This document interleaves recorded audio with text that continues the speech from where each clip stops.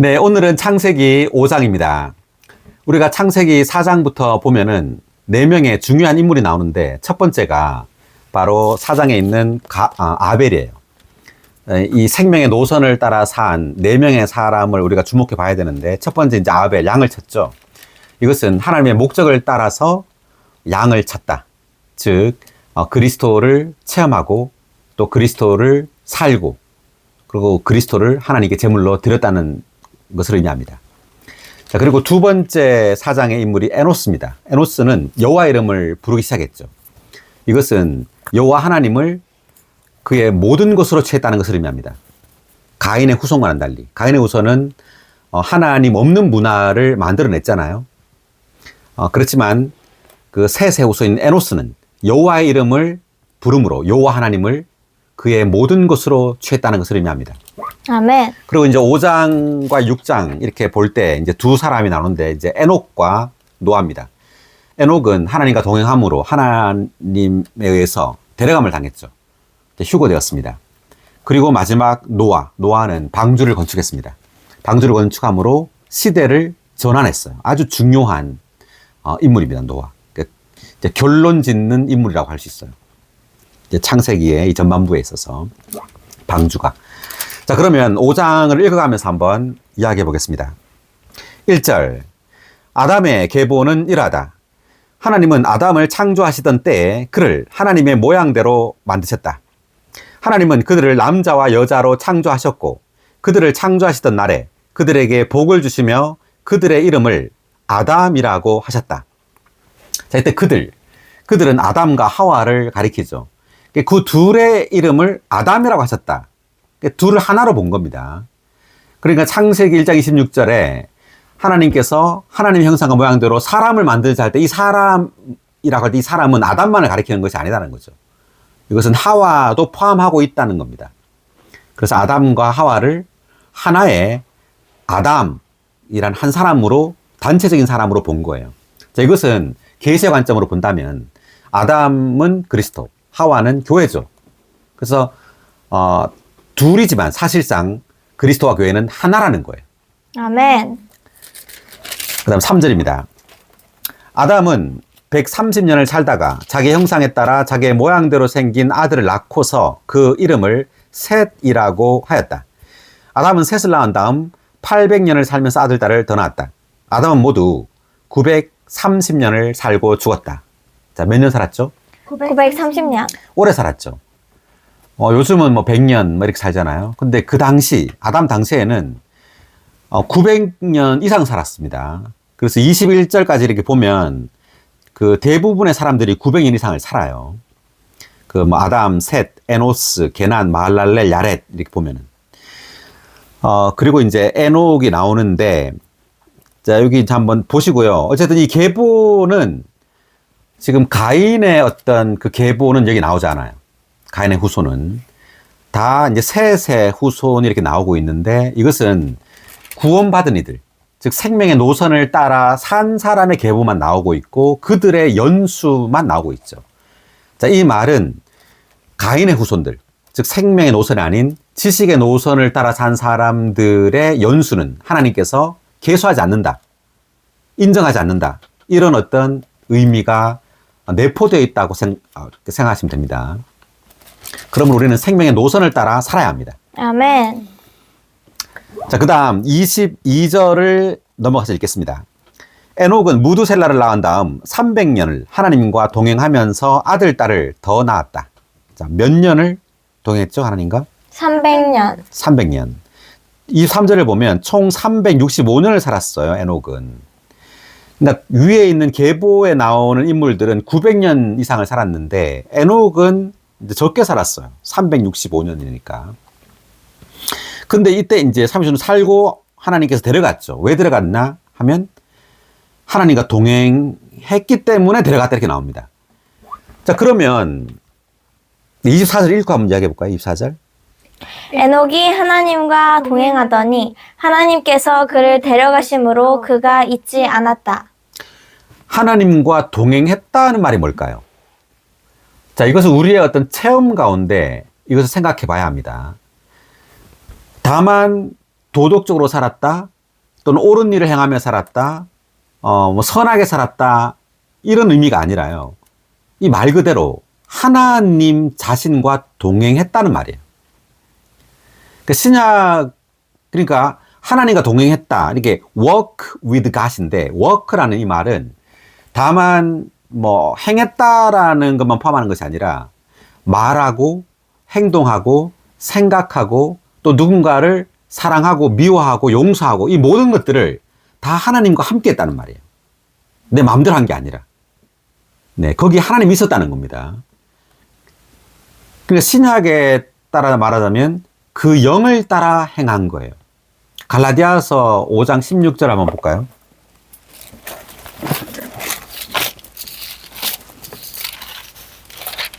내가 말합니다. 그 영을 따라 행하십시오.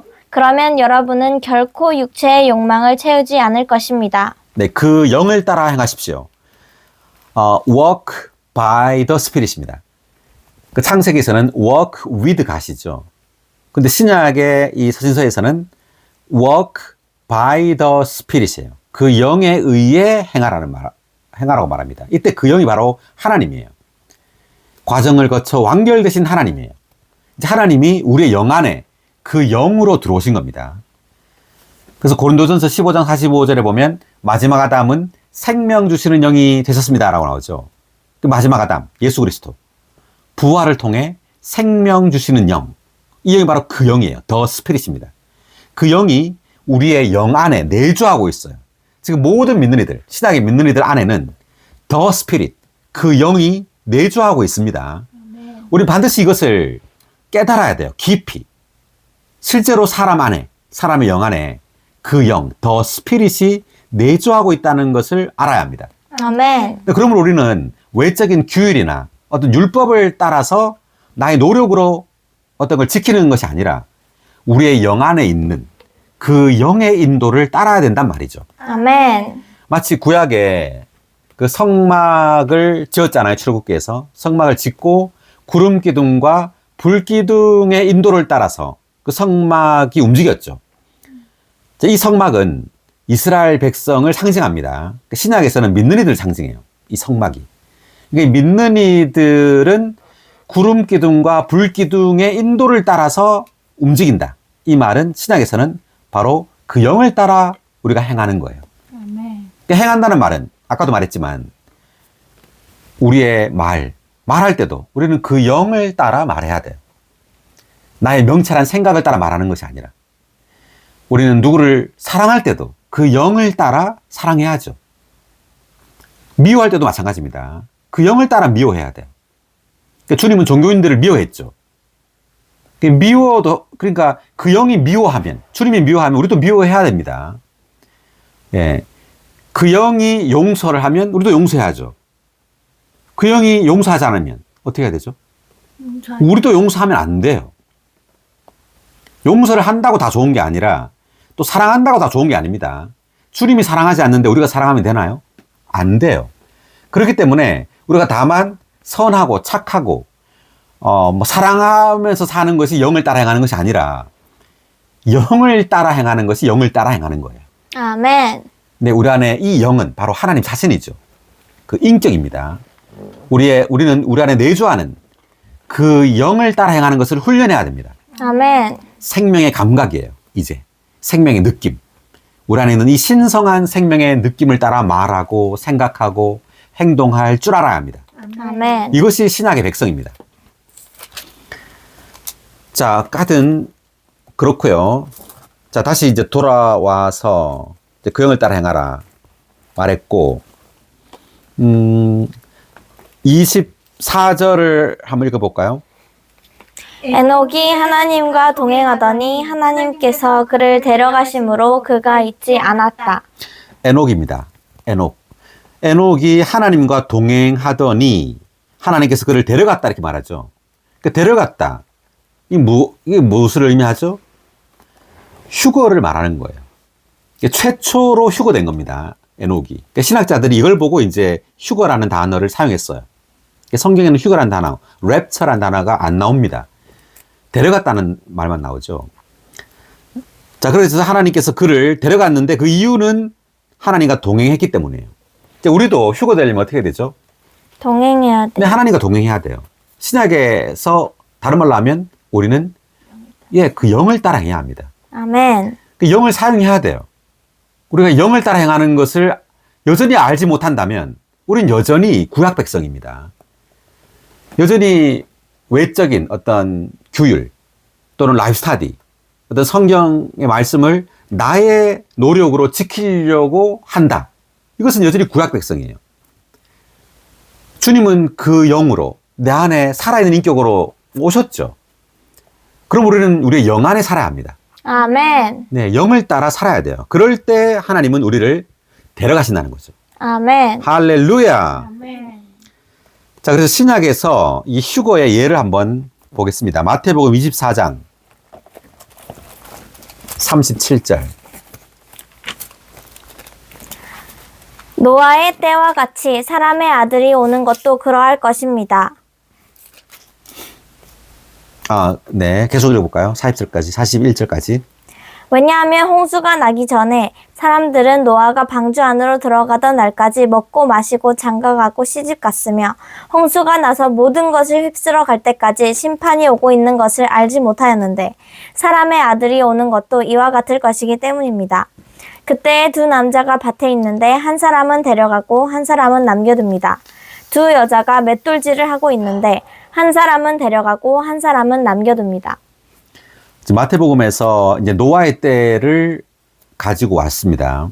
그 사람의 아들, 즉 예수 그리스도의 재림을 말하는 거예요. 다시 오실 때도 노아의 때와 같다는 거죠. 노아의 때처럼 이렇게 전부 다 먹고 마시고 장가가고 시집가고 이제 이런 와중에 사람의 아들이신 예수 그리스도께서 오신단 말이죠. 자, 그런데 그때 두 남자가 밭에 있는데 한 사람은 데려간다. 그리고 한 사람 남겨둔다. 둘 다 똑같은 일을 하고 있는데, 반일을 하고 있는데 왜 한 사람은 데리고 한 사람은 남겨둘까요? 자, 외적으로 이들은 똑같은 일을 하고 있었지만 내적으로는 달랐단 말이에요. 자, 뭐가 달랐을까? 한 사람은 walk with God 또는 walk by the Spirit, 그 영을 따라 살고 있었어요. 생계 유지를 위하여 일하고 있었지만, 그러나 한 사람은 그 영을 따라 살고 있었던 게 아니에요. 다만 가인처럼 땅을 경작하는 일을 했죠, 가인이. 다만 생계 유지만을 목적으로 살았던 겁니다. 그렇기 때문에 한 사람은 남겨두는 거예요. 우리가 열심히 이 땅에서 일을 해야 되죠. 해야 되지만 우리의 목적은 뭐예요? 우리의 목적은 하나님이죠. 주님을 누리고 또 교회를 건축하고 하나님과 함께 살고 하나님 안에 살고 하나님에 의해 살아야 되잖아요.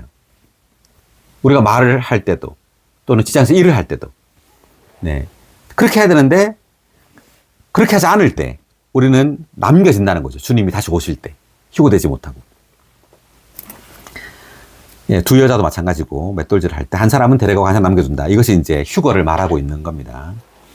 자, 그래서 이것을 이제 여기 창세기의 그 에녹의 그 예를 볼 때 그런 거예요.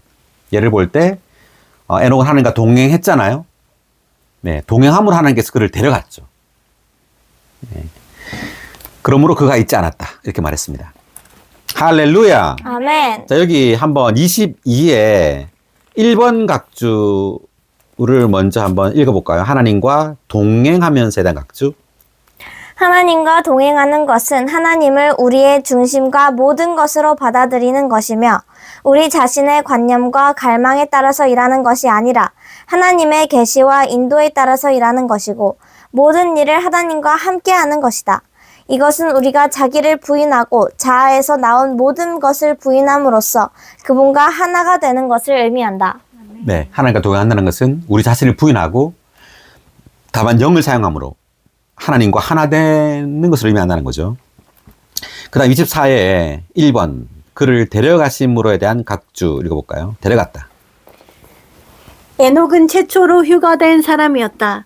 에녹은 휴거됨으로써 사람의 타락의 최종 결과인 죽음에서 벗어났다. 휴거에 대한 첫 번째 언급은 휴거에 대한 원칙을 세운다.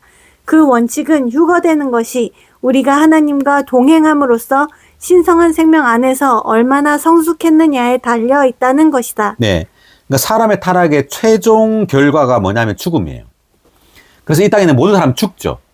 왜냐하면 타락했기 때문에. 그러니까 육신적으로 이제 결국 죽습니다.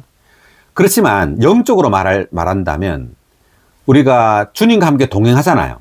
그 영을 따라 살잖아요. 그렇다면 영적으로는 우리가 생명 안에 있단 말이에요. 죽음이 없단 말입니다. 그러니까 영적인 죽음, 우울하거나 또는 좌절하거나 또는 어떤 어떤 죽음의 어떤 느낌, 이러한 것이 없이 생명으로 가득하다는 거죠. 기쁨과 평안과 만족과 안식으로 가득하단 말이에요. 그러니까 이것을 다른 말로 하면 생명의 임재, 죽음의 부재. 그러니까 죽음이 없단 말이죠. 그의 삶은. 에녹의 삶에는 죽음이 없었다는 말이에요. 생명만 가득했다 이 말이죠. 영적으로 이걸 볼 때 그런 의미입니다. 영적으로. 다만 죽음을 맛보지 않았다. 뭐 이런 그 의미만이 있다기보다도 마지막 육체적으로 죽음을 맛보지 않았다. 이것이 축복일 뿐만 아니라 매일매일의 삶이 죽음이 없는 삶. 네, 생명이 가득한 그런 삶을 에녹이 살았던 거예요.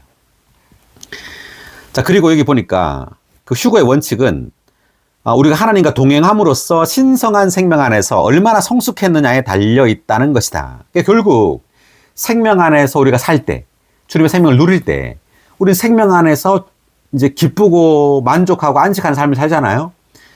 그래서 우리가 이런 생명 안에서 성숙할 때 마침내는 주님에 의해서 휴거된단 말이죠.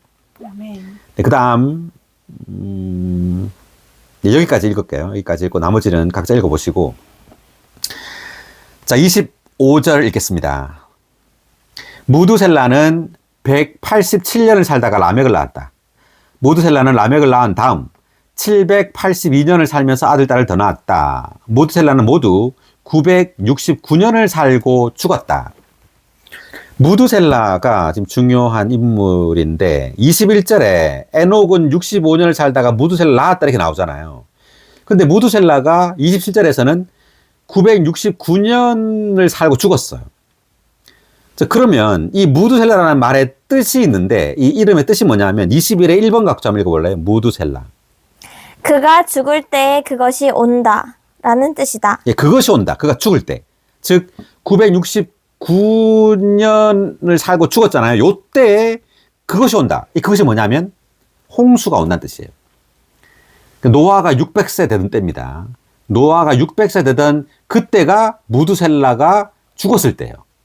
그때 홍수가 왔어요.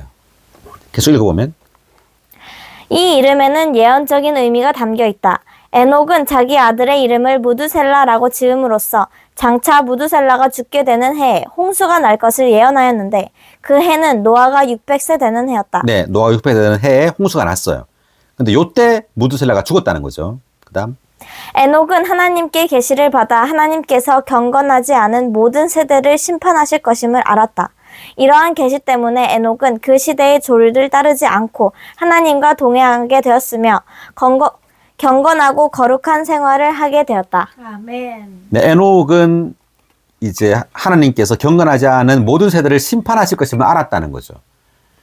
그걸 알았기 때문에 이 시대의 조류를 따르지 않고 하나님과 동행하는 삶을 살았다는 겁니다. 아멘. 자, 그 다음 계속 28절 읽으면 라멕은 182년을 살다가 아들을 낳았다. 라멕은 아들의 이름을 노아라고 하며 이렇게 말하였다. 읽어볼까요? 이 아들은 여호와께서 저주하신 땅 때문에 수고하고 고생하는 우리에게 안식을 줄 것이다. 네, 노아라는 이 단어의 뜻이 안식 또는 위로라는 뜻이라고 합니다. 안식 또는 위로. 30절 라멕은 노아를 낳은 다음 595년을 살면서 아들, 딸을 더 낳았다. 라멕은 모두 777년을 살고 죽었다.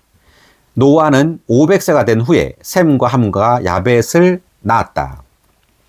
자, 그 다음 6장 계속 하겠습니다. 사람들이 지면에서 번성하기 시작하고 그들에게 딸들이 태어나자 하나님의 아들들은 사람의 딸들이 아름다운 것을 보고 저마다 자기들이 선택한 여자를 각자 아내로 삼았다. 자, 2절을 다시 한번 읽어볼까요? 하나님의 아들들은 사람의 딸들이 아름다운 것을 보고 저마다 자기들이 선택한 여자를 각자 아내로 삼았다. 하나님의 아들들은 사람의 딸들이 아름다운 것을 보고 이렇게 말했는데 하나님의 아들들은 누굴까요? 자, 이것이 이제 신학적으로 많은 어떤 그 연구가 있었습니다. 그래서 결론은 뭐냐면 이 하나님의 아들들은 그 악한 천사들이라고 합니다. 악한 천사들이다. 자, 예를 들어 그럼 악한 천사들을 왜 하나님의 아들들이라고 했는가? 그러니까 성경적으로 한번 살펴보겠습니다. 욥기 1장 6절을 한번 볼까요?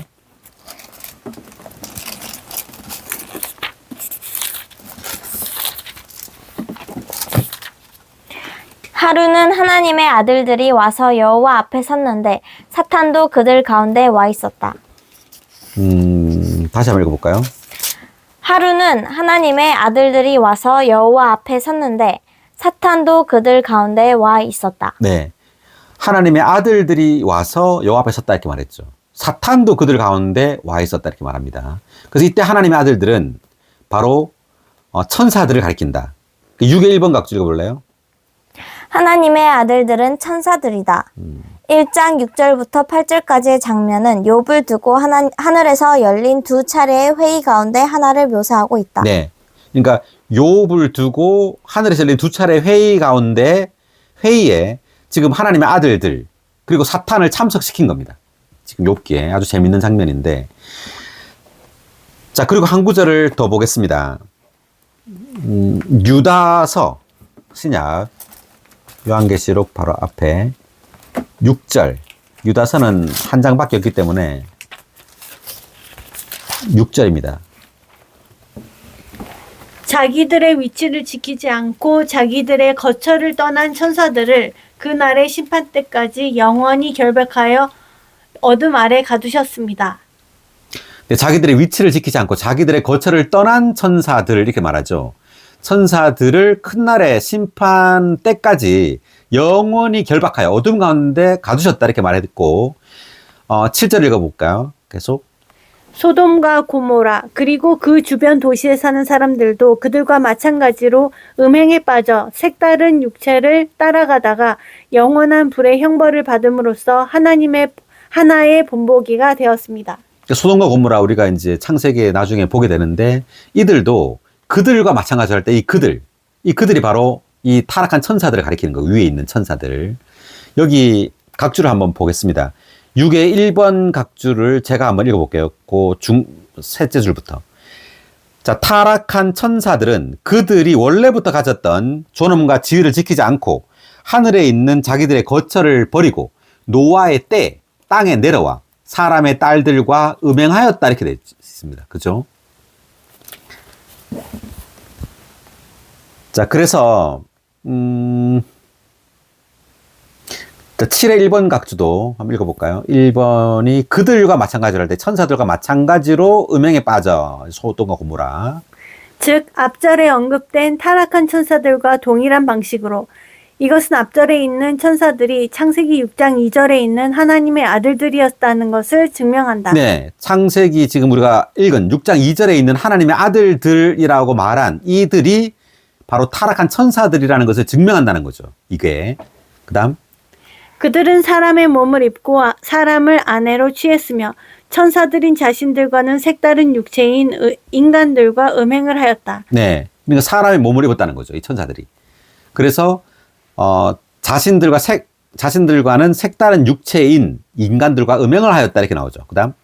소돔과 고모라와 그 주변 도시의 남자들은 남자들과 더불어 정욕에 빠졌다. 남자가 남자와 더불어 정욕에 빠졌다 이렇게 나오죠. 로마서 1장에 보면 이렇게 나오죠. 그 다음. 그들은 하나님께서 창조하신 본성에 따라 사람의 결혼을 위해 정해 놓으신 것과는 색달랐던 육체와 더불어 음행에 빠졌다. 이런 식으로 그들은 색다른 육체와 음행함으로써 6절에 있는 천사들과 동일한 방식으로 행하게 되었고 결과적으로 영원한 불의 형벌을 받았다. 네. 그래서 이 하나님의 아들들은 사탄, 그러니까 타락한 천사들이라는 것을 이제 말해주는 구절입니다. 유다서 6, 7절이. 자, 그리고 또 한 구절을 봅니다. 베드로 전서 3장 19절. 영 안에서 그분은 또한 감옥에 있는 영들에게 가시어 선포하셨습니다. 계속. 그들은 전에 노아의 시대에 방주가 준비되고 있는 동안 하나님께서 오래 참고 기다리실 때에 순종하지 않았던 이들입니다. 방주 안에 들어감으로써 물을 통하여 구원받은 사람은 얼마 되지 않았으니 곧 8사람이었습니다. 네, 지금 노아의 방주가 나오죠. 그래서 이때 19절에 있는 감옥에 있는 영들에게 할 때 이 영들이 바로 뭐냐 하면은 각주를 볼까요? 19의 3번 각주, 영들. 수세기에 걸쳐 여러 다른 학파에서 훌륭한 교사들이 감옥에 있는 영들에 관하여 여러 가지 다른 해석을 해왔다. 성경 말씀에 따라 볼 때 가장 받아들일 만한 해석은 다음과 같다. 여기에서 영들은 음부에 갇혀 있는 죽은 사람들의 영, 곧 죽은 사람들의 몸에서 분리된 영들을 가리키는 것이 아니라, 그죠? 죽은 사람들의 몸에서 분리된 영들을 가리키는 것이 아니라는 거죠. 그다음. 노아 시대의 불순종으로 말미암아 타락하여 어두운 구덩이에 갇혀 큰 날의 심판을 기다리고 있는 천사들을 가리킨다. 예, 천사들을 가리킨다는 거죠. 이때 감옥에 있는 영들이. 그다음. 그리스도는 육체 안에서 죽으신 후 그분의 신성인 산 영 안에서 이 반역적인 천사들에게 가시어 아마도 무적행으로 가셨을 것임. 그리스도께서 육체가 되셔서 육체 안에서 죽으심으로 성취하신 하나님의 승리, 곧 신성한 계획을 방해하는 사탄의 계략에 대한 하나님의 승리를 선포하셨을 것이다. 네, 무적행에서 이 악한 반역한 천사들에게 하나님의 그 승리를 선포했다는 거죠. 자, 그 다음에 마지막으로 베드로 후서 2장 4절.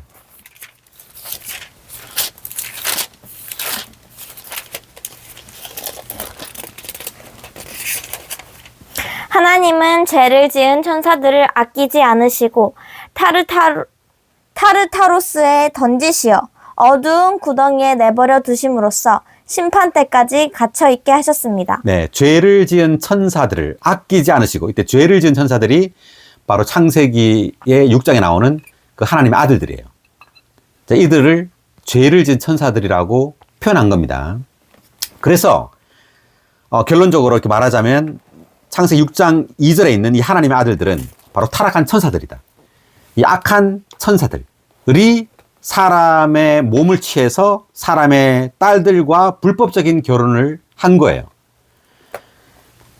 자, 그래서 여기 2의 1번 각주, 창세기 6장 2절의 1번 각주, 하나님의 아들들에 대한 각주 읽어볼까요?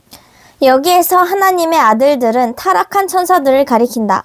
그들은 사탄이 하나님께 반역할 때 사탄과 함께 하였으며 사탄의 어둠의 왕국에서 통치자들과 권세자들이 되었다. 네, 하나님의 아들들은 타락한 천사들을 가리킨다 돼 있고, 그 다음 2의 2번 각주. 사람의 세 번째 타락에서 사탄의 권세 아래 있던 타락한 많은 천사가 이 땅에 내려와서 사람의 몸을 점유하였고 그 몸을 이용하여 사람의 딸들과 불법적으로 결합하였다. 이렇게 타락한 영들과 인류가 혼합됨으로써 인류는 오염되었다. 네, 인류가 오염된 거예요. 그러니까 타락한 영들과 인류가 이렇게 불법적인 결혼, 불법적인 결합을 함으로써 이제 혼합돼 버렸죠. 악한 천사와 인류가. 그러므로 인류는 오염된 겁니다. 이것 때문에 하나님께서는 노아의 홍수를 가져오셔서 이 온 인류를 다 멸망시켜 버린 거예요. 계속 읽어보면 유다서 6절과 7절에 따르면 타락한 천사들이 색다른 육체와 음행하는 본을 보이므로 소돔과 고모라에 사는 사람들은 그러한 본을 따라갔다. 네, 이제 소돔과 고모라가 창세기 이제 뒤에 나오는데 이들이 바로 여기에 있는 하나님의 아들들의 이 본을 따랐다는 거죠. 그래서 그렇게 음란한 삶을, 음행하는 삶을 살았다는 겁니다. 소돔과 고모라. 그래서 소돔과 고모라도 하나님께서 불로 멸망시켜 버렸죠. 자, 다시 이제 계속 3절. 여호와께서 말씀하셨다. 나의 영이 영원히 사람과 다투지 않겠다. 왜냐하면 사람이 참으로 육체가 되었기 때문이다. 그러므로 그의 날은 120년이 될 것이다. 나의 영이 영원히 사람과 다투지 않겠다. 그리고 사람이 뭐가 됐다고요? 육체. 육체가 되었다. 이렇게 말했죠. 그러니까 육체가 되었다. 이 말은 이 육체라는 단어가 아주 소극적인 단어로 지금 쓰이고 있는데 영어로는 flesh입니다. flesh. 육체가 되었다. 자, 이 말을 다르게 말한다면 사람이 이제 더 이상 영을 관심하지 않게 되었어요. 하나님의 영을. 하나님을 관심하지 않는 존재가 된 거예요. 영을 무시하는 존재. 그러니까 이 땅도 마찬가지죠. 육체에 속한 사람이라고 말하잖아요. 바울이 서신서에서. 혼에 속한 사람, 뭐 육체적인 사람 이런 말을 하잖아요. 이 말은 더 이상 사람은 영을 관심하지 않는다. 하나님의 영을. 그래서 여기 나의 영이 영원히 사람과 다투지 않겠다 이렇게 말하잖아요. 그래서 육체가 된 사람의 특징은 영을 관심하지 않는다. 하나님의 영을. 우리의 영을 사용하지 않는다는 거죠. 사람의 영을. 다만 외적인 어떤 옳고 그름을 따라서 행하는 그런 육체가 된 거예요. 아멘. 그래서 우리가 영을 사용하는 것은 굉장히 중요한 겁니다. 그래서 이때부터 이제 사람은 120년 이렇게 뭐죠? 연수가 이렇게 줄어버린 거죠. 그 아담 이렇게 그 세대는 900세 이렇게 살았잖아요. 그런데 이제 이때부터 해서 이제 사람은 120년 동안만 살도록 이렇게 돼버린 겁니다. 자, 그 다음 4절입니다. 그 당시에 땅에는 네피림이 있었고 그 후에도 있었는데 이들은 하나님의 아들들이 사람의 딸들에게로 들어와 낳은 자식들이었다. 그들은 옛날에 용사들로서 유명한 자들이었다. 네피림. 자, 네피림에 대한 각주를 1번 각주 읽어볼까요? 혹은 거인들. 이 단어는 타락한 이들을 의미한다. 타락한 천사들과 인류 사이의 불법적인 결합을 통하여 네피림, 곧 거인들이 산출되었는데 이들은 옛날의 용사들로서 유명한 자들이었다. 하나님은 홍수를 일으키시어 노아의 세대를 멸절하셨는데 왜냐하면 그 세대가 더 이상 순수하지 않게 되었기 때문이다. 하나님은 그분 자신의 목적을 성취하시기 위해서 그러한 종류의 인류가 존재하는 것을 허락하지 않으셨다. 네. 그래서 네피림이라는 이 단어가 이제 거인들 또는 타락한 이들이라는 어떤 의미가 있다고 합니다. 네피림. 그래서 이 네피림은 타락한 천사들과 인류 사이의 불법적인 결합을 통하여 산출되었잖아요. 이 거인들이. 그래서 이 거인들은 옛날에 용사들이라고 말합니다. 용사들이 영어로 보니까 mighty men이에요. 강한 이들. 그리고 유명한 이들이었다 이렇게 말하는데 이제 강하다라는 것이 이제 아주 사납고 포악하다는 말이에요. 사납고 포악하고 그리고 아주 정욕과 음행과 폭력이 가득한 어떤 그런 거인들이었다는 것을 의미합니다. 그래서 이들이 이제 유명하다는 것은 이들이 아주 여러 곳으로 퍼지게 됐어요. 그렇기 때문에 이제 하나님은 이들을 멸망시킬 수밖에 없었다. 자, 5절입니다. 여호와께서 사람의 사악이 세상에 가득한 것과 그가 마음에 생각하는 것마다 계속해서 악하기만 한 것을 보시고 땅에 사람을 만드신 것을 후회하시며 마음에서 슬퍼하셨다. 여호와께서 말씀하셨다. 내가 창조한 사람을 이 지면에서 쓸어버리겠다.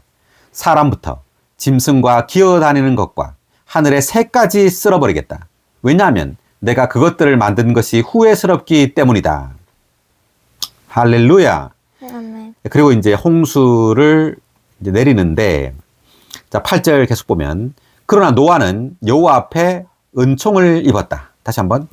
그러나 노아는 여호와 앞에 은총을 입었다. 아멘. 자, 이런 상황에도 불구하고 여기에 노아가 있었던 거예요. 그러니까 노아는 여호와 앞에 은총을 입었다. 즉 은혜를 입었단 말이죠. 그래서 하나님은 노아를 통하여 이제 이 시대를 끝내고 다음 시대를 가져올 수 있는 어떤 입지를 얻은 겁니다. 노아라는 이 한 사람으로 인해서. 여기 각주를 보면 8의 1번 각주. 그러나 사탄이 사람을 극도로 부패시켰기 때문에 하나님은 그분 자신의 목적을 위하여 창조하신 사람을 멸망시키기로 결정하셨다. 그러므로 하나님은 패배하신 것처럼 보였다. 하지만 여기에 언급된 그러나 노아는 이라는 말은 하나님께서 사람에 대해 가지셨던 원래의 목적을 계속하여 수행해 나가실 수 있도록 그분께 길을 마련해 드리는 주권적인 요인이 있었음을 우리에게 보여준다. 노아의 생활과 일을 통하여 하나님은 그분의 원수를 이기셨고 이 시대를 바꾸셨다. 아멘. 네, 그러나 노아는 여호와 앞에 은총을 입었다. 이렇게 나오죠. 그래서 노아가 이렇게 살 수 있었던 것, 즉 이러한 분위기, 사악이 세상에 가득하고 또 이런 악한 이런 분위기 안에서 이렇게 경건하고 또 원수를 이기는 이러한 삶을 살 수 있었던 것은 하나님의 은총, 하나님의 은혜 때문이었어요.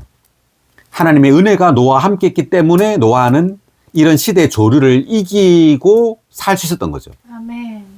네. 그래서 하나님은 이 노아로 인하여 이제 홍수를 통하여 이 시대를 바꾸는 거예요. 전환하는 겁니다. 아멘. 자, 그 다음. 자, 여기 8의 2번 각주. 은총을 입었다. 일단 각주. 은총. 혹은 은혜. 노아가 어그러지고 비뚤어지고 음란한 세대 가운데 살면서도 하나님과 동행할 수 있었던 것은 그가 은혜를 입었기 때문이다. 은혜는 우리에게 오셔서 우리의 생명 공급과 우리의 힘과 우리의 모든 것이 되시는 하나님이다. 그러한 은혜로 말미암아 노아는 육체를 이길 수 있었고 의로운 삶을 살 수 있었다. 아멘. 그러니까 노아는 사실상 노아가 노아일 수 있는 것, 즉 노아가 이러한 또 삶을 살 수 있었던 것은 전적으로 뭐 때문이다? 하나님의 은혜. 하나님의 은혜 때문이에요. 그 고린도전서 15장 잠깐만 몇 절이죠? 15장 10절. 그러나 내가 지금의 내가 된 것은 하나님의 은혜로 된 것이니 나에게 주신 그분의 은혜가 헛되지 않았던 것입니다. 나는 모든 사도들보다 더 많이 수고하였습니다. 그러나 그것은 내가 아니라 나와 함께한 하나님의 은혜였습니다. 아멘. 바울이 지금 한 말이죠. 내가 지금의 내가 된 것은 하나님의 은혜로 된 것이니 이렇게 말합니다. 그러니까 바울이 바울일 수 있었던 것, 바울이 바울의 어떠함, 즉 바울이 하나님을 표현하고 하나님의 그 어떠함으로 조성될 수 있었던 것은 바울의 어떤 능력이나 바울의 그 노력 때문이 아니라 전적으로 하나님의 은혜로 되었단 말이죠. 아멘. 그리고 바울이 이렇게 수고한 것도 마찬가지예요. 수고한 것도 내가 아니라 나와 함께한 하나님의 은혜에 의한 것이었다는 말이에요. 그러니까 노아도 마찬가지입니다. 노아도 방주를 건축했죠. 이것도 마찬가지로 하나님의 은혜에 의한 거예요. 다 하나님의 은혜입니다. 그래서 여기서 노아가 하나님의 여호와 앞에 은총을 입었다 할 때 이때 입었다가 발견했다. 영어로는 뭐예요? found예요. 그러니까 은혜를 발견했다. 즉 그러니까 우리 바울처럼 우리도 은혜를 화면으로 발견해야 된다. 즉 이 은혜가 우리의 영 안에 있죠. 그러니까 이 은혜를 우리는 접촉하고 누려야 한단 말이에요. 아멘. 나의 힘과 능력을 의지하지 말고 은혜를 발견해야 돼요. 아멘. 네, 은혜를 발견해서 그 은혜를 누리고 체험하고, 네. 그래서 이 은혜가 나의 모든 것이 되도록 해야 합니다. 아멘. 그것이 바로 노아는 여호와 앞에 은총을 입었다라는 말의 의미예요. 노아는 하나님의 그 은혜를 그의 모든 것으로 취했던 거예요. 아멘. 그 다음 9절. 노아의 계보는 이라다. 노아는 그 세대 가운데 의롭고 나무랄 데 없는 사람이었다. 노아는 하나님과 동행하였다. 자, 여기 9의 1번 하나님과 동행하였다. 그 에녹도 하나님과 동행했죠. 그러니까 에녹은 하나님과 동행했는데 노아는 다만 방주만 지은 것이 아니라 노아도 마찬가지로 그 에녹처럼 하나님과 동행했다는 말이에요. 아멘. 그러니까 우리가 그 창세기 4장부터 이 네 사람을 이제 보겠지만 이 네 사람을 참 언급했지만 이 네 사람이 따로 떨어진 사람이 아니라 점점 이 체험에 있어서 이 사람의 앞 사람의 체험이 뒷 사람의 체험이 되고 또 그 뒷 사람의 체험이 되는 겁니다. 이렇게. 아벨의 체험이 에노스의 체험이 되고 또 에노스의 체험이 누구예요? 에녹의 체험이 되고 또 에녹의 체험이 또 노아의 체험이 되는 거예요. 그래서 노아는 하나님과 동행했잖아요. 에녹처럼. 자, 읽어보면 노아는 자신의 증조 할아버지 에녹처럼 믿음으로 하나님과 동행하였다. 이 믿음은 하나님의 신성한 요소로서 노아 안으로 전달되고 주입되어 그가 믿도록 만드는 능력이 되었다. 그 결과 노아는 하나님의 의를 상속받는 사람과 전파하는 사람이 되어 당시의 악한 세대에게 항변하였다. 노아의 의로 말미암아 하나님은 당시에 경건하지 않은 세대에게 심판을 집행하실 수 있는 견고한 입지를 얻으셨다. 그 노아는 의를 전파했다 이렇게 나옵니다. 뭐죠? 여기 어디죠? 그 결과 노아는 하나님의 의를 상속받는 사람과 전파하는 사람. 베드로후서 2장 5절에 보면 노아를 의를 전파한 사람이라고 나와요. 의를 전파했다는 것은 노아가 이 방주를 짓는데 오랜 시간이 걸렸잖아요. 지으면서 사람들에게 이 하나님에 대해서 전파를 했다는 말이에요. 이 의를. 그렇지만 그들은 듣지 않았던 거예요. 자, 그래서 노아의 의로 말미암아 하나님은 당시에 경건하지 않은 세대에게 심판을 집행할 수 있는 견고한 입지를 얻으셨다 이렇게 돼 있죠. 자, 그 다음 10절입니다. 노아는 세 아들 곧 셈과 함과 야벳을 낳았다. 자, 누구를 낳았죠? 셈과 함과 야벳. 셈과 함과 야벳을 몇 세 때 낳은지 아세요? 그 5장 32절에 보니까 500세 때 낳았대요. 500세 때. 노아가 500세 때. 500세가 된 후에 셈과 야벳을 낳았다 이렇게 나왔네요. 그 다음 11절. 그 당시의 땅은 하나님 앞에 부패하였고 폭력으로 가득하였다. 그러니까 네피림이 산출되었잖아요. 그러니까 네피림이 온 땅에 가득했던 겁니다. 퍼져가지고. 하나님께서 땅을 바라보시니 땅이 부패되어 있었다. 왜냐하면 땅 위에 모든 육체의 삶이 부패하였기 때문이다. 하나님께서 노아에게 말씀하셨다. 모든 육체의 끝날이 내 앞에 이르렀다. 왜냐하면 땅이 그들로 말미암아 폭력으로 가득하기 때문이다. 그러므로 이제 내가 그들을 땅과 함께 진멸하겠다. 너는 고페르 나무로 방주를 만들어라. 그 방주 안에 방을 여러 칸 만들고 안과 밖에 역청을 칠하여라. 14절부터 이제 방주를 만들려고 하죠. 그래서 이 방주는 노아가 고안한 게 아닙니다. 하나님께서 어떻게 만들어야 할지를 다 말해 주세요. 자, 이것은 뭐냐 하면 우리의 생각을 따라서 교회를 건축하는 게 아니에요. 반드시 하나님의 계시를 따라서 우리는 교회를 건축해야 합니다. 아멘. 그래서 계시가 중요해요. 네, 교회가 무엇인지 알아야 합니다. 그렇지 않으면 우리의 천연적인 어떤 선한 생각, 우리의 천연적인 열심으로 열심히 뭔가를 봉사를 하겠죠. 그렇지만 그것은 교회를 건축할 수가 없고 오히려 무너뜨리게 돼요. 반드시 이 하나님에 의한 계시가 필요하다. 아멘. 자, 14절 보니까 너는 고페르 나무라고 되어 있는데 이 고페르 나무에 대한 각주 읽어볼까요? 14, 1번. 편백의 일종으로 나무 진이 많아 물에 잘 견딜 수 있는 나무이다. 이것은 십자가에 못 박히신 그리스도 곧 죽음의 물을 견디실 수 있으신 분을 상징한다. 자, 편백 나무의 일종이라고 그러네요. 고페르 나무. 그래서 이 고페르 나무로 방주를 만든다는 말은 그러니까 이 방주는 뭘 말하느냐. 그러니까 홍수가 오잖아요. 그러면 노아가 사는 길은 방주를 건축하는 거예요. 그러니까 노아를 홍수로부터 구원하기 위해서 방주가 하늘에서 내려오는 게 아니죠. 노아를 구원할 방주를 노아가 만들어야 돼요. 그러니까 우리가 구원을 얻기 위해서는 우리를 구원할 방주를 우리가 건축해야 한단 말이에요.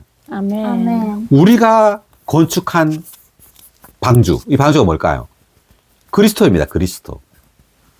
그러니까 하나님의 심판으로부터 구원한다는 것은 그리스도잖아요. 그러니까 방주는 그리스도를 가리키는 거예요.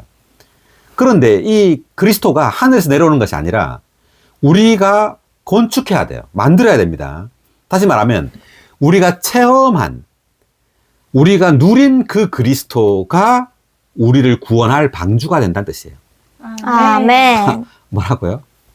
우리가 체험한 그리스도가 방주가 된다. 맞아요. 우리가 체험한 그 그리스도가 방주가 되는 거예요. 그 방주가 바로 우리를 구원하죠. 그러므로 우리가 알아야 될 것은 방주가 하늘에서 내려오는 것이 아니다. 우리가 지어야 된다. 아멘. 즉, 우리가 그리스도를 체험해야 한단 말이에요. 우리가 주관적으로 체험한 그 그리스도가 우리를 구원할 방주가 된다는 것을 우리는 깨달아야 돼요. 아멘. 할렐루야. 아멘. 자, 그래서 방주를 이제 지으라고 이제 만들라고 말을 하는데 첫 번째 이제 고페르 나무가 나왔습니다. 이것은 나무는 성경에서 인성을 상징해요. 그리스도의 인성이죠. 그러니까 우리가 요한복음 1장 51절에 보면 사람의 아들 위에 천사가 오락내락 한다는 말이 나오죠. 자, 요한복음 1장 51절을 보죠.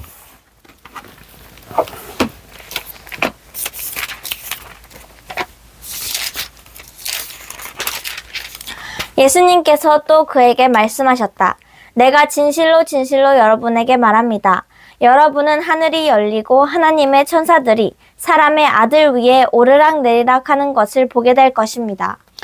네, 하늘이 열리고 하나님의 천사들이 사람의 아들 위에 오르락내리락 하는 것을 보게 될 것이다. 이게 무슨 말이냐 하면 이것은 주 예수님께서 창세기 28장의 야곱의 꿈을 지금 인용하고 있는 겁니다.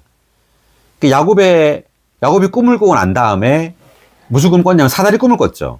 사다리가 섰는데 땅에 섰는데 하늘에 닿았다. 즉 땅과 하늘을 연결하는 사다리 꿈을 꾼 거예요.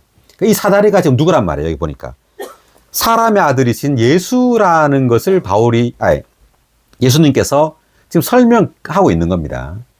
야곱이 꾼 그 꿈의 그 사다리가 바로 사람의 아들이신 예수라는 것을 지금 예수님이 말하고 있는 거예요. 그리고 야곱이 꿈에서 깨어나서 한 행동이 뭐냐 하면 그 자기가 배웠던 그 돌을 기둥으로 세우고 기름을 그 돌 위에 붓고 그리고 그곳의 이름을 베델이라고 말하죠. 그래서 이 돌은 바로 그 기름, 그 영에 의해서 변화된 사람을 말하고 이 변화된 사람이 곧 이 기둥, 즉 하나님의 집이 된단 말이에요. 베델이 된단 말입니다. 아멘. 그 하나님의 집, 이 건축이잖아요. 지금 창세기에서는 방주입니다. 방주. 이 방주를 건축하는 것. 이것이 곧 그 창세기에서 여기 그에서는 하나님의 집 베델이에요. 그래서 이 하나님의 집을 건축할 때 예수 그리스도는 사람의 아들로 계시되고 있죠. 사람의 아들 위에 오락내락 한다. 이렇게. 그러니까 하나님께서 사람이 되심으로 하나님의 집을 건축한단 말이에요. 뭐라고요? 하나님께서 사람이 되심으로 하나님의 집을 건축한다. 네. 즉 하나님이 사람 되심이 곧 하나님의 집이에요. 그러니까 하나님과 사람이 하나 되는 것. 하나님과 사람의 연합이 곧 방주요. 이것이 곧 하나님의 집입니다. 아멘. 그렇기 때문에 고페르 나무라고 말한 거예요.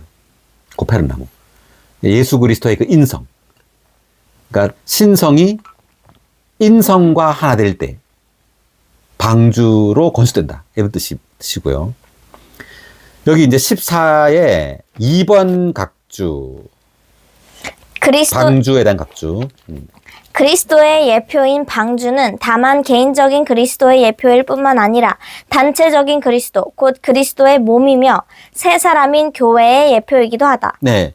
개인적인 다만 그리스도, 방주는 다만 그리스도만 가리키는 것이 아니라 단체적인 그리스도인 교회를 가리킨다는 거예요. 왜?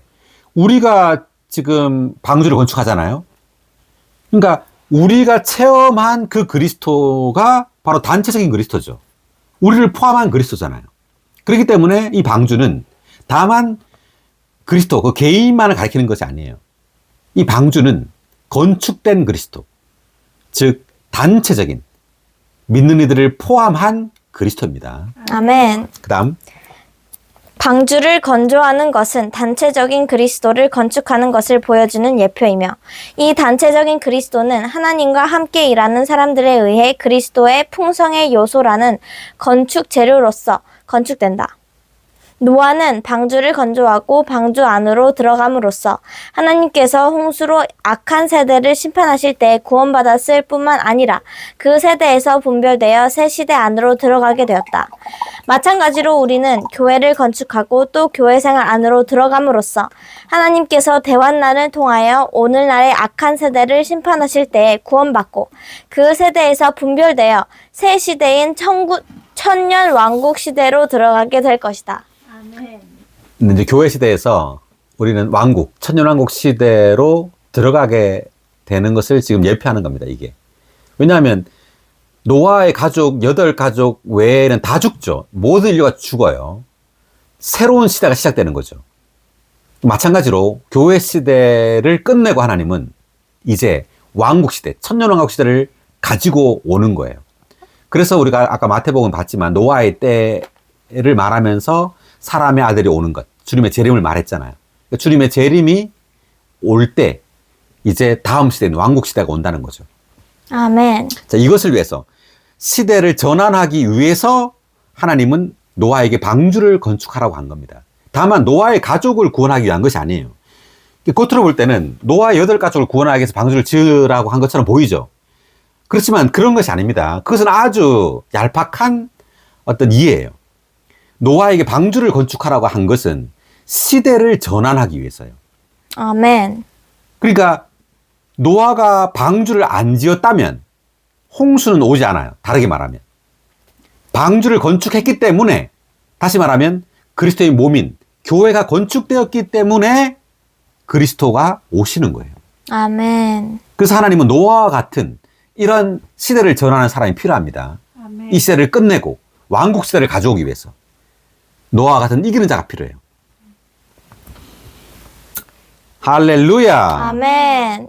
자, 그 다음 읽었고요.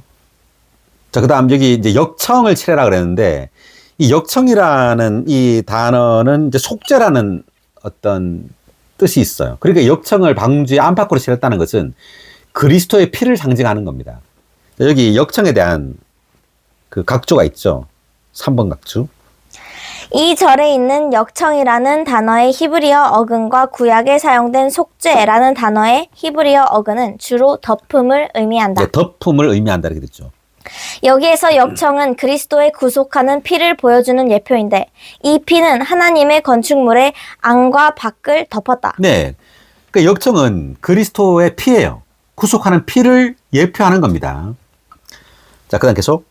방주 안에 칠해진 역청은 노아와 그의 가족의 평안을 위한 것이었고 방주 밖에 칠해진 역청은 하나님의 만족을 위한 것이었다. 노아와 그의 가족은 방주에 칠해진 역청으로 말미암아 홍수의 심판에서 구원받았는데 이것은 그리스도 안에 있는 믿는 이들이 그리스도의 구속하는 피로 말미암아 하나님의 심판에서 구원받는 것을 상징한다. 네. 자, 제가 한번 그림을 그려봤는데 카메라에 이게 다 보이는가 모르겠다. 네. 자, 우리 출애굽기 6월절에 보면 이스라엘 사람들은 집에 여기 피를 발랐어요. 문설주에. 이 피가 어린 양의 피죠. 그리고 지금 창세기에서는 방주에 역청이 칠해져 있어요. 자, 비슷한 지금 그림입니다. 그러니까 출애굽기에서는 6월절 날 이 피를 바름으로 하나님의 심판이 지나갔습니다. 그죠? 이날 장자가 다 죽었어요. 그러니까 첫 번째로 태어난 사람의 장자든 동물의 장자든 다 죽었습니다. 이 말은 옛 창조가 다 하나님의 심판을 받았다는 뜻이에요. 그런데 이 피를 바른 이스라엘 사람들은 하늘 심판을 받지 않아요. 왜? 피 때문에. 그럼 이 피가 뭘 의미하는데? 이 피는 예수 그리스도의 피를 상징하는 겁니다. 즉 예수께서 십자가에서 죽으심으로 대신 심판받은 거예요. 죽었다는 말이죠. 피라는 말은. 죽었다. 즉 여호와의 사자가 와서 이 집 안에 있는 이스라엘 사람들 죽이려고 왔죠. 장자를 죽이려고 왔는데, 왜냐하면 이 이스라엘 사람도 다 옛 창조죠. 다 옛 창조에 속한 옛 사람입니다. 죽이려고 보니까 피가 있죠. 그 말은 죽었네? 이미 죽었단 말이에요. 죽었기 때문에 지나간다는 뜻입니다. 누가 죽었느냐? 어린 양이신 예수 그리스도가 십자가에서 우리의 죄를 대신해 죽은 거예요. 죽었기 때문에 지나가는 겁니다. 마찬가지로 이 방주의 이 역청도 마찬가지로 그리스도의 피를 상징하는 겁니다. 바깥에는 뭐가 있어요? 바깥에는 그 홍수가 있죠. 홍수로 말미암아 예창조가 다 죽죠. 모든 인류가 다 죽는 겁니다. 그 6월절에서는 다만 장자가 죽는단 말은 첫 번째 창조가 죽는다. 예창조가 다 죽는다는 것을 의미하는 거고, 여기에서 이제 방주는 모든 피조물이 다 죽는 거예요. 이 방주를 제외한 이 땅에 있는 모든 것이 다 심판 아래 있는 거죠. 근데 이제 역청은 예수 그리스도의 피를 상징하는 이 역청입니다. 그 말은 하나님의 그 하나님의 심판이 이 역청, 예수 그리스도의 피에 의해서 적용된 거예요. 이미 심판을 받았다는 거죠. 이 피 마찬가지로. 예수님께서 이미 심판을 받았기 때문에 장자가 안 죽는 것처럼, 방주 바깥에 있는 모든 예창조, 또 방주 안에 있는 이 동물들과 노아 8가족도 전부 다 예창조죠. 그랬으면 왜 안 죽느냐? 역청 때문이에요. 왜? 이 역청이 바로 하나님의 그 심판을 적용하는 피예요. 그러니까 신약에서는 우리가 예수를 믿음으로 피가 우리에게 적용됐죠. 그러니까 예수 그리스도께서 십자가에 그 죽은 그 심판이 우리에게 적용됨으로 하나님은 예수 그리스도께서 우리를 대신해서 죽은 것을 인정하는 거예요.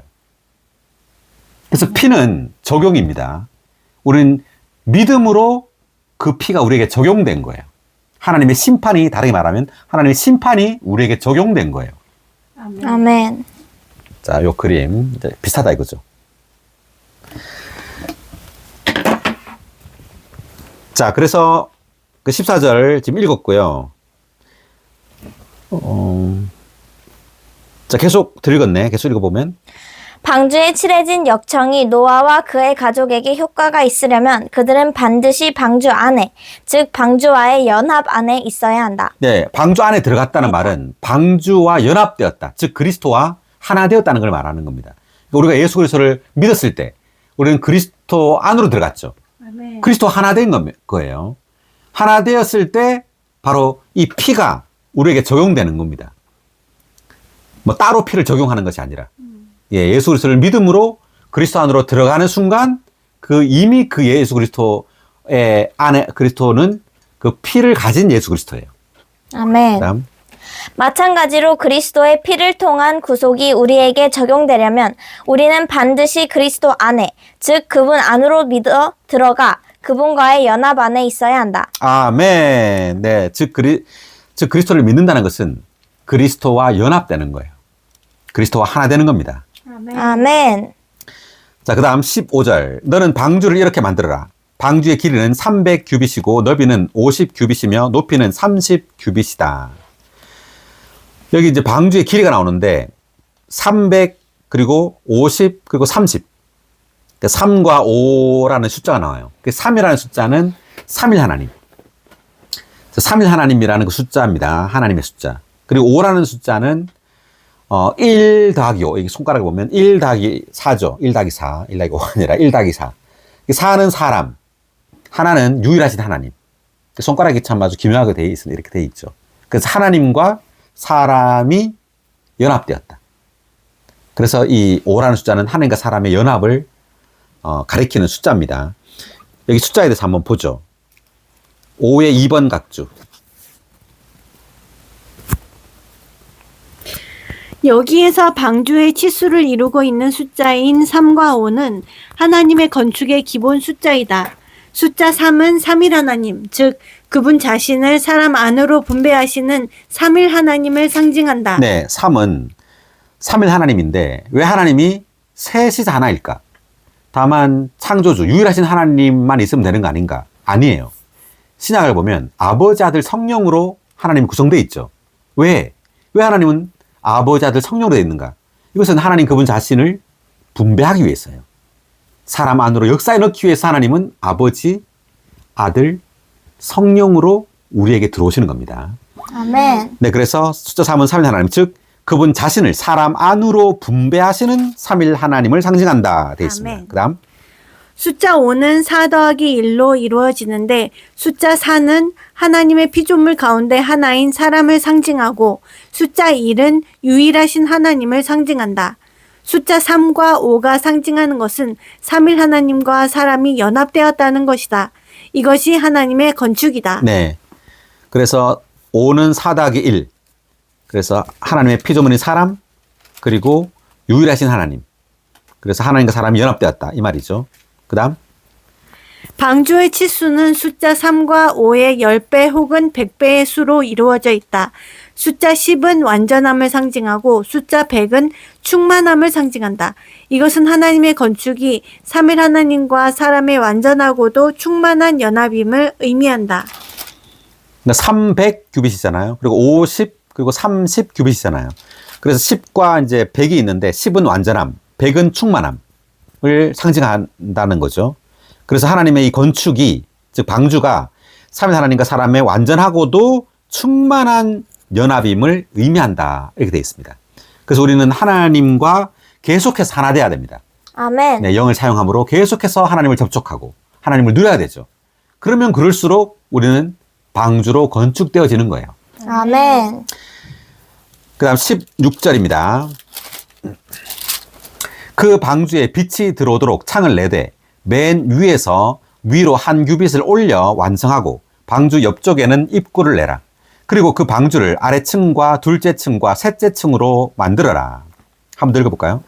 그 방주에 빛이 들어오도록 창을 내되 맨 위에서 위로 한 규빗을 올려 완성하고 방주 옆쪽에는 입구를 내라.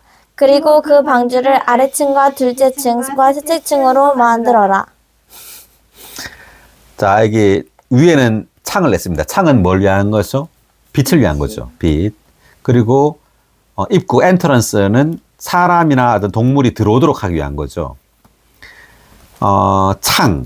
자, 이 창에 대한 각주를 읽어보겠습니다. 먼저 16의 1번. 히브리어에서 이 단어는 정오라는 단어와 어근이 같다. 네, 정오라는 뜻이죠. 정오, 창이라는 뜻은. 그 다음 방주에는 오직 하나의 창문이 하늘을 향하여 나 있었다. 이것은 하나님의 건축물인 교회 안에는 하나의 신약사역을 통해 주어지는 오직 하나의 계시와 하나의 이상이 있다는 것을 의미한다. 네, 하나의 창이 있었어요. 이 말은 하나의 신약 사역이 있다는 거죠. 그리고 하나의 계시, 하나의 이상이 있다는 겁니다. 그럼 이 하나의 계시, 하나의 신학 사역은 뭐냐 하면 바로 그리스도예요. 아멘. 근데 그리스도가 바로 하나의 계시요, 하나의 이상이죠. 여기 한번 보겠습니다. 그 마태복음 16장부터 한번 보면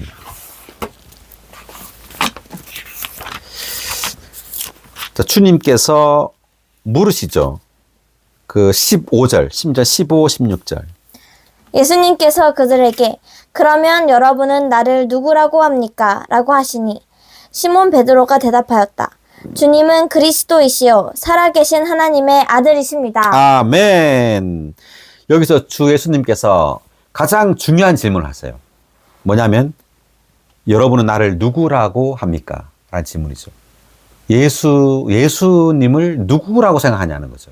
그럴 때 베드로가 말하기를 주님은 그리스도이시요 살아계신 하나님의 아들이다 이렇게 말합니다. 그러니까 이 예수라는 사람이 그리스도라는 거죠. 이 사람이 하나님의 아들이라는 겁니다. 이것은 놀라운 계시예요. 아멘. 지금으로 우리 지금 말하면 교회가 바로 그겁니다. 교회가 사람으로 구성되어 있죠. 그런데 이 사람들이 누구란 말이에요? 하나님의 아들들이란 말이에요. 우리가 바로. 이것이 계시예요. 이 사람 예수가 바로 하나님의 아들이라는 계시입니다. 자, 이 계시 위에 교회가 건축되는 거예요. 이 계시 위에 방주가 건축되는 겁니다. 여기 보죠. 18절, 16장 18절. 또 내가 그대에게 말합니다. 그대는 베드로입니다. 내가 이 반석 위에 내 교회를 건축할 것이니 음부의 문들이 교회를 이기지 못할 것입니다. 아멘. 그대는 베드로입니다. 내가 이 반석 위에, 이 반석은 그리스도에 대한 계시입니다. 베드로가 본 그리스도에 대한 이 계시 위에 교회가 건축된다는 거죠. 아멘. 창세기에서는 이 계시, 하나의 창을 통해 들어오는 그리스도에 대한 이 계시, 그리스도의 계시를 통하여 방주가 건축된다. 똑같은 거예요. 그리스도에 대한 계시 위에 교회가 건축된단 말이죠. 신약에서. 아멘. 할렐루야. 아멘. 자, 그 다음 입구에 대한 각주 볼까요?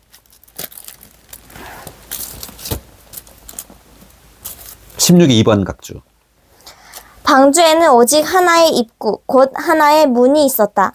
이 유일한 문은 그리스도의 예표이다. 네, 하나의 입구가 있죠. 자, 이 입구는 누구냐? 이 입구도 그리스도예요.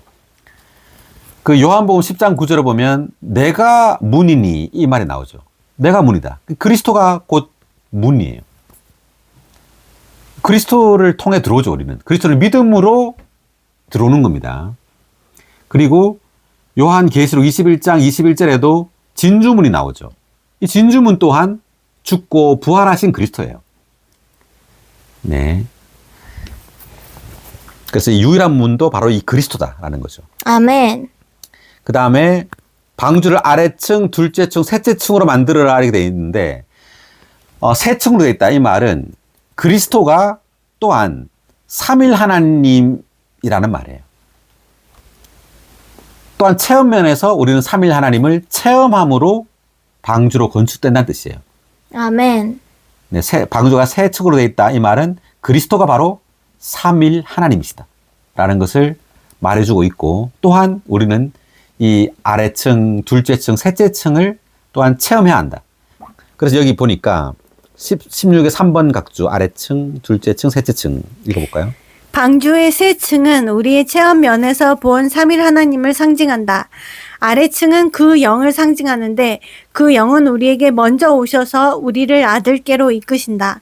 그리고 아들은 우리를 더 높은 체험 안으로 이끄시어 결국 아버지께로 이끄신다. 네. 그래서 여기 보니까 제일 아래층이 그 영, 둘째 층이 아들, 그리고 제일 높은 곳에 있는 셋째 층이 아버지 이렇게 말하죠. 그래서 신약 성경을 볼 때 하나님께서 우리를 구원하실 때 이 신성한 삼일성을 통해 우리를 구원하세요. 그 에베소서 보면 1장에 보면 아버지는 선택하시고 우리를, 그리고 아들은 우리를 구속하시고 그 영은 우리를 도장 찍으시고 또 보정하시죠. 그래서 신성한 이 삼일성의 역사를 통하여 하나님은 우리를 방주 안으로, 교회 안으로 건축되게 하신다라는 의미입니다. 아멘. 할렐루야. 자, 그 다음 17절을 읽겠습니다. 이제 내가 땅에 홍수를 일으켜서 하늘 아래 생명의 호흡이 있는 모든 육체를 진멸하니 땅에 사는 모든 것이 죽을 것이다. 자, 모든 것이 죽죠. 근데 물고기는 살겠네, 그죠? 물고기는 살고 새도 다 죽고 다 죽어요. 그러나 내가 너와는 나의 언약을 세우겠다. 너는 아들들과 아내와 며느리들과 함께 방주로 들어가거라. 그러니까 아내, 아들 3명, 며느리 3명, 그러니까 총 8명이에요. 노아의 아내, 그리고 아들 셋, 며느리 셋, 그러니까 8명이죠. 그 8이라는 숫자가 무슨 숫자죠? 부활. 부활의 숫자입니다. 즉 부활한 사람만이 방주 안에 들어가는 거예요. 아멘. 할렐루야. 아멘. 네. 자, 그 다음 19절 육체를 지닌 살아있는 온갖 것 가운데 각기 둘씩 방주로 데리고 들어가 너와 함께 살아남게 하여라. 그것들은 수컷과 암컷이어야 한다. 새들도 제 종류대로, 가축도 종류대로, 땅을 기어다니는 온갖 것도 제 종류대로 각기 둘씩 너에게로 올 것이니 그것들을 살아남게 하여라. 그리고 너는 먹을 수 있는 온갖 먹을거리를 얼마씩 가져다가 쌓아두어라. 그것이 너와 그것들의 먹을거리가 될 것이다. 노아가 그대로 하여 하나님께서 자기 명령하신 대로 다 하였다. 이렇게 돼 있죠. 자, 그 다음 7장 하겠습니다.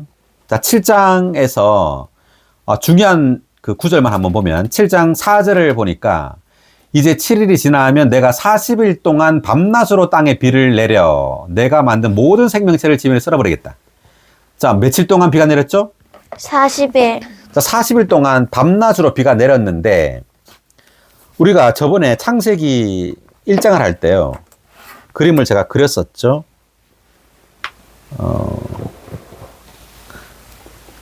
자, 여기 이제 지구가 있습니다. 지구가 있고, 그리고 지구를 둘러싼 죽음의 물이 있었죠. 이렇게.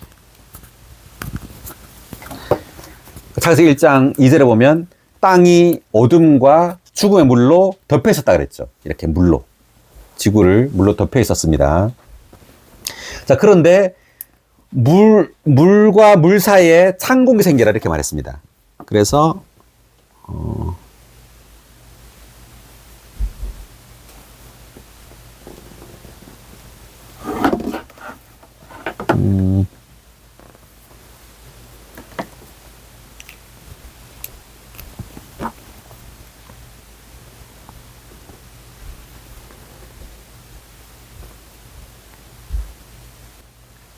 예, 제가 이제 그림을 이제 잘 생각이 안 나서 그랬는데, 제가 그림을 그렸습니다.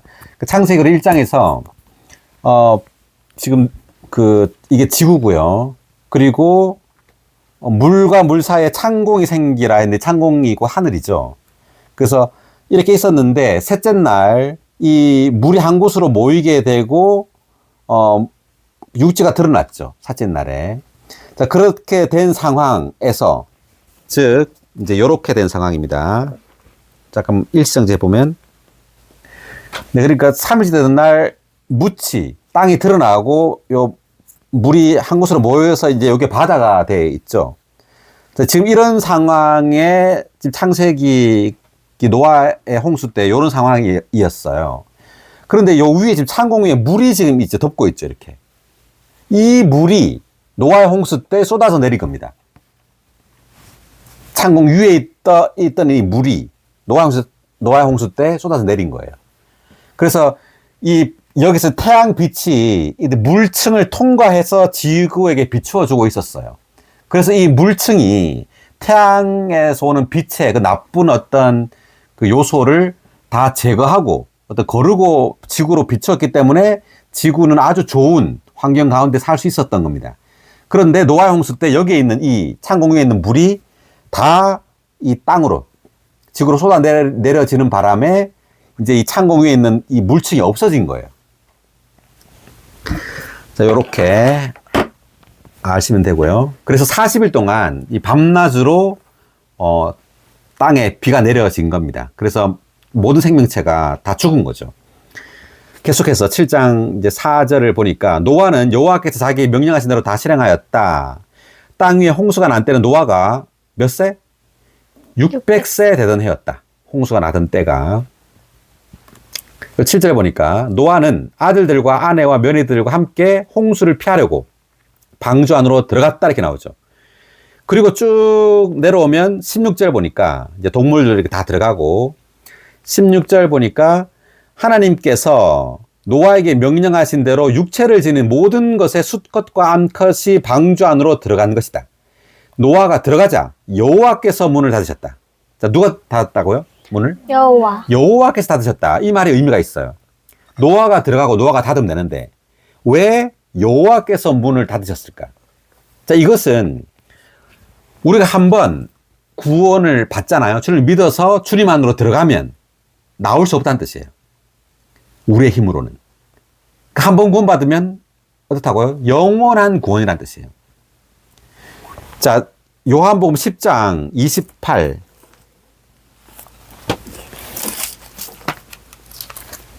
(28에 30절까지)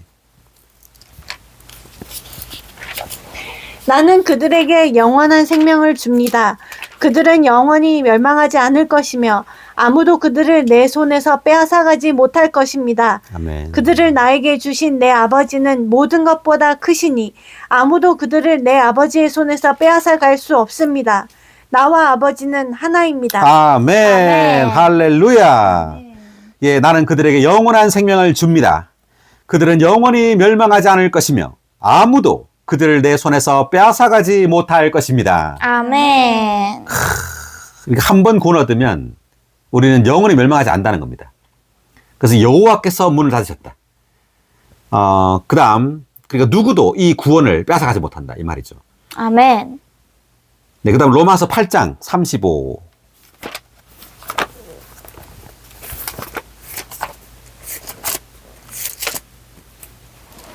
누가 우리를 그리스도의 사랑에서 끊겠습니까?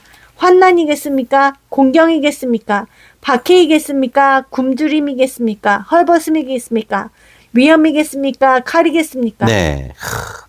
누가 우리를 그리스도의 사랑에서 끊겠습니까? 그 다음 38, 39절. 나는 확신합니다.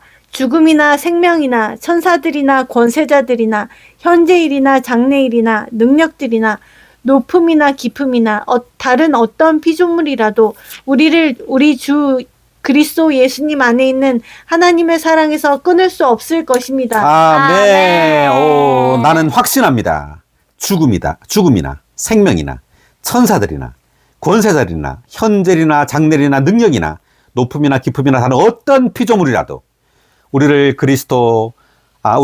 우리 주 그리스도 예수님 안에 있는 하나님의 사랑에서 끊을 수 없을 것입니다. 아멘. 할렐루야. 할렐루야. 노아가 들어가자.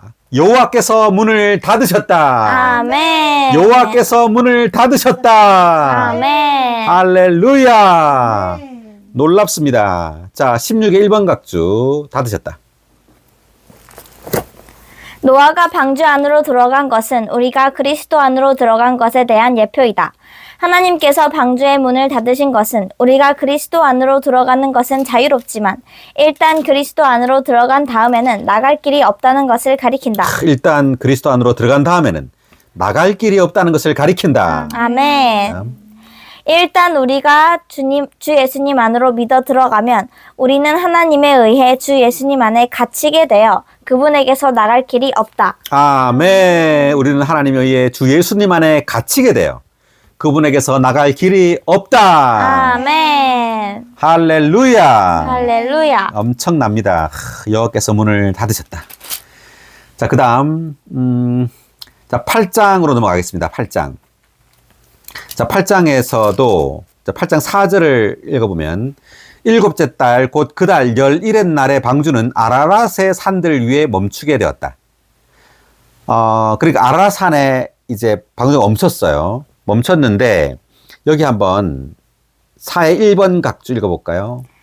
방주가 죽음의 물을 통과하여 아라랏의 산들 위에 멈추게 된 것은 그리스도께서 죽음을 통과하시고 죽음에서 부활하신 것을 상징한다. 아멘. 그러니까 산에 이 방주가 이렇게 딱 멈췄다는 것은 그리스도께서 죽음을 통과하시고 죽음에서 부활하신 것을 상징합니다.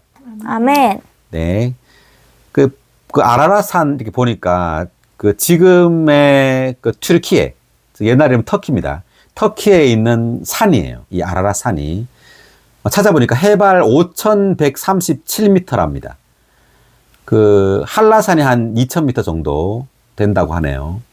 그리고 하여튼 그 높은 산이죠. 어쨌든 5,000m가 넘으니까 그 산 위에 멈추게 되었습니다. 방주가. 자, 그다음 6절. 40일이 지나자 노아는 자기가 만든 방주의 창을 열고 까마귀 한 마리를 내보냈다. 까마귀는 밖으로 나가 땅에 물이 다 마를 때까지 이리저리 날아다녔다. 까마귀를 왜 내보냈을까요? 왜냐하면 그 비는 그쳤지만 물이 줄어가지고 땅이 솟아났는지를 보기 위해서예요. 그렇게 해서 보냈는데 까마귀는 물이 마를 때 다 이리저리 날아다녔다 이 말이에요. 돌아오지 않았단 말이에요. 방주로. 그 말은 여기 까마귀와 비둘기가 이렇게 대조되어 나오는데 이 까마귀는 홍수에 의해서 죽은 시체들을 먹었단 말이에요. 그래서 방주로 안 돌아왔단 말입니다.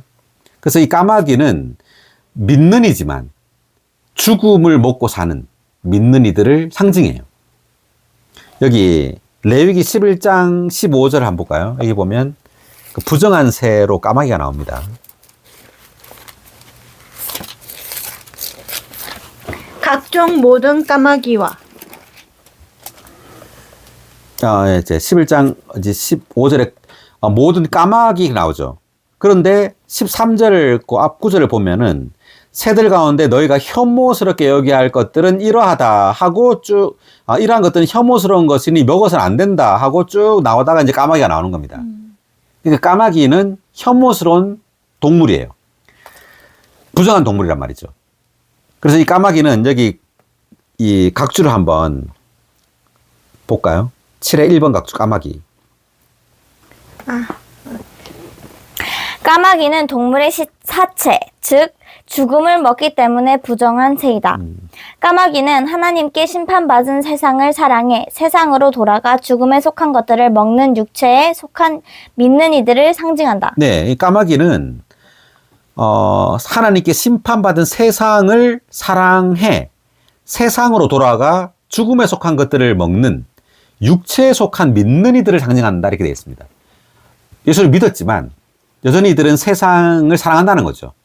그래서 세상에 있는 것들은 전부 다 죽은 것들이라는 말이에요. 죽음으로 가득한 것들, 죽음에 속한 것들을 누리면서 사는 믿는 이들을 상징하는 거예요, 까마귀가. 자, 그런 반면 8절을 읽어보면 또 노아는 물이 지면에서 빠졌는지 알아보려고 비둘기 한 마리를 내보냈다. 또 까마귀를 또 보낸 게 아니라 비둘기를 이제 내보냈죠. 자, 그럼 비둘기는 뭘 상징하느냐? 각주 계속 읽어볼까요? 비둘기는 씨, 즉 생명을 먹기 때문에 정결한 새이다. 비둘기는 교회 생활 안에 머물면서 그 영의 생명을 주의하는 영적인 믿는 이들을 상징한다. 네. 비둘기는 그 영의 생명을 주의하는 영적인 믿는 이들을 상징한다 합니다. 비둘기가. 그래서 비둘기는 이제 어떻게 했냐면, 9절 보니까, 그러나 온 지면에 물이 있었으므로 비둘기는 발 붙이고 쉴 만한 곳을 찾지 못하고 노아가 있는 방주로 돌아왔다. 노아는 손을 내밀어 그 비둘기를 받아서 방주 안으로 들어오게 하였다. 그러니까 까마귀는 안 돌아왔단 말이에요. 시체를 먹으면서 바깥에 있었단 말이고 비둘기는 돌아왔단 말이죠. 노아는 7일 더 기다렸다가 다시 비둘기를 방주에서 내보냈다. 저녁 때가 되어서 비둘기가 노아에게 돌아왔는데 부리에는 뭐가 있었죠? 갓단 올리브 잎. 네, 갓단 올리브 잎을 물고 있었다. 이렇게 되어 있습니다.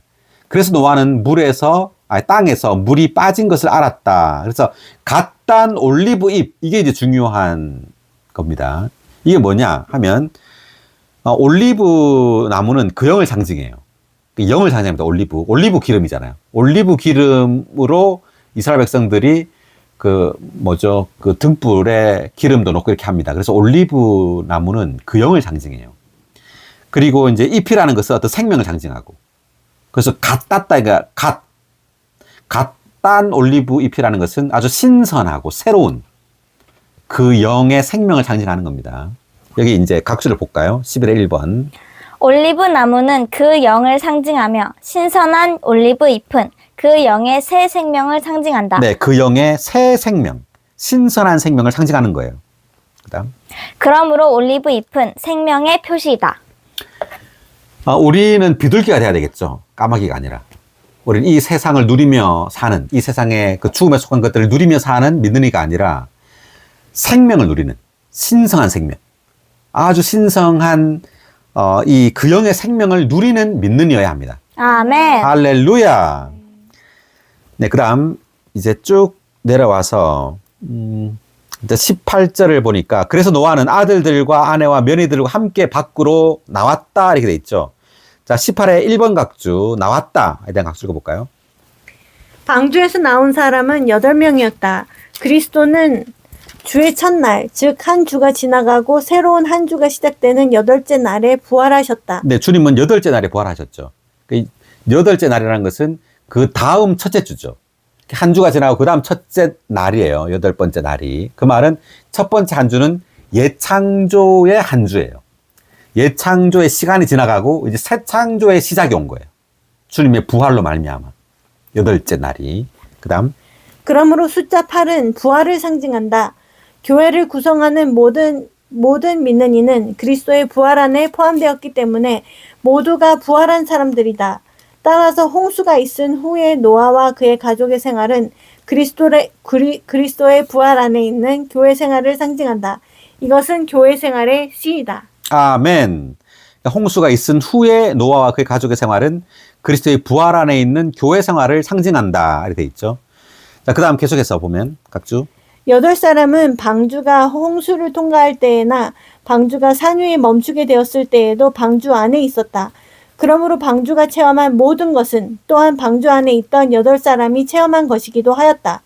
이것은 믿는 이들이 그리스도 안에 있음으로 말미암아 어떻게 그리스도와 함께 십자가에 못 박혔고 또 어떻게 그리스도와 함께 부활하였는지를 보여준다.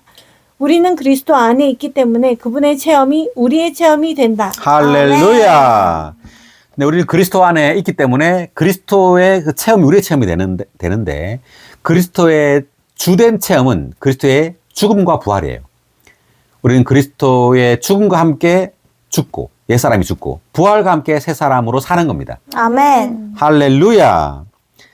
자, 그 다음, 자, 20절로 넘어와서 읽어보면, 노아는 여호와를 위해 제단을 쌓고, 온갖 정결한 짐승과 온갖 정결한 새 가운데서 제물을 골라 제단 위에 번제물로 바쳤다.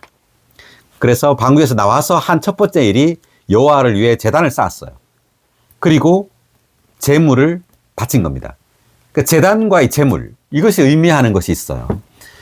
그러니까 노아는 제단을 쌓았는데 이 제단은 십자가를 상징합니다.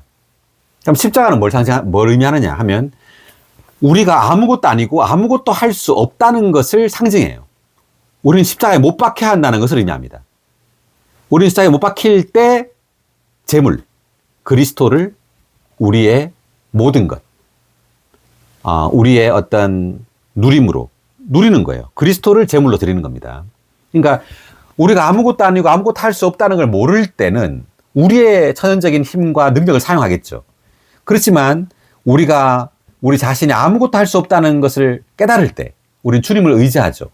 그리고 주님을 누리게 될 겁니다. 그래서 우리가 누린 그 그리스도가 하나님께 제물이 되는 거예요. 아멘.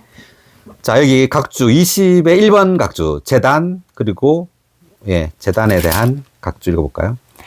제단은 그리스도의 십자가에 대한 예표이고 제물들은 그리스도의 여러 방면에 대한 예표이다.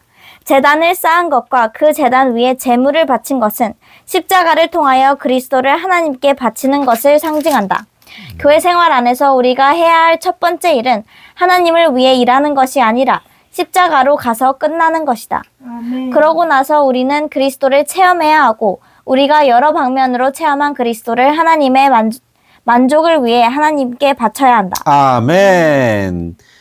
그래서 하나님은 오직 그리스도만을 제물로 받아요. 아멘. 그래서 우리가 끝나야 하는 겁니다.